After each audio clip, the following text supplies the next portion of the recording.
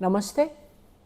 How to do Vrschikasana Scorpion Pose with chair and bowl. So first come to diamond pose position and then try bend your hands and hold your leg of chair strongly and try your forearms pressing down and inhale, lift your hips up, tuck your toes and lift your hips up and then try both until your hip and your shoulder in line. You can try more and more and then you're trying walk forward, don't lose your shoulder lifting up and press here and then inhale, lift your one leg back and another leg little bit micro bend and try slowly swing your legs and then gently come up. After then try your heel touch to ball and try flexing your foot, maintain here head up, breathe normal.